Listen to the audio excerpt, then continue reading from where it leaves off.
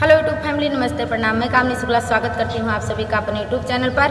तो आज हम आप लोगों को बहुत ही प्यारा भोजपुरी गीत सुनाने जा रहे हैं। कैसा लगे अपनी राय कमेंट बॉक्स में ज़रूर बताना।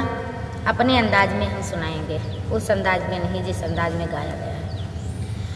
हो नई झुलनी के छैया बलम दोपहरिया बिताई लेता हो। नई झुलनी के छैया बलम दोपहरिया बिताई लेता हो। यही झुलनी के छैया गोरी हम जिंदगनिया बिताई देबे हो। यही झुलनी के छैया गोरी हम जिंदगनिया बिताई देबे हो।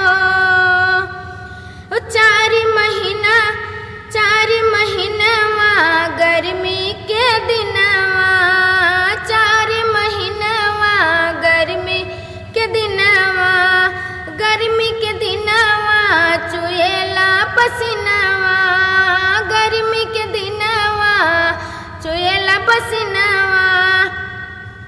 चुए ना देबै पसीनवा गोरी हम बेनीवा डोलाई देबै हो।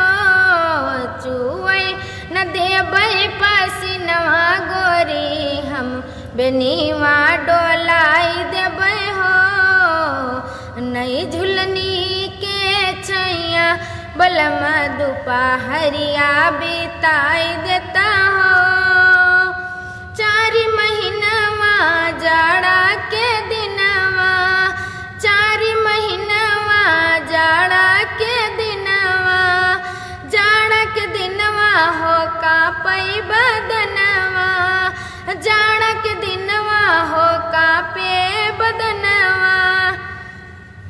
हो कापै ना देबै बदनवा गोरी तोहे कोरवा उठाई लेबै हो। कापै न देबै बदनवा गोरी तुहे कोरवा उठाई लेबै हो। नई झुलनी के छैया बलम दोपहरिया बिताई लेता हो।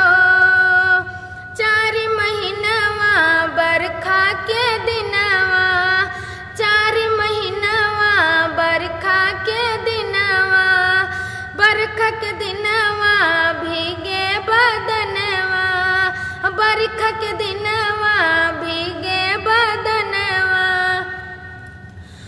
भीगै न देबै बदनवा गोरी तुहे गमछा ओढ़ाई देबै हो। भीगै न देबै बदनवा गोरी तोहे गमछा ओढ़ाई लेबै हो। नई झुलनी के छैया बलम दोपहरिया बिताई लेता हो। यही झुलनी के छैया गोरी हम जिंदगनिया बिताई देबै हो। कैसा लगा आप सभी को अपनी राय कमेंट बॉक्स में जरूर बताना। मिलते हैं अगले गाने के साथ, तब तक के लिए धन्यवाद।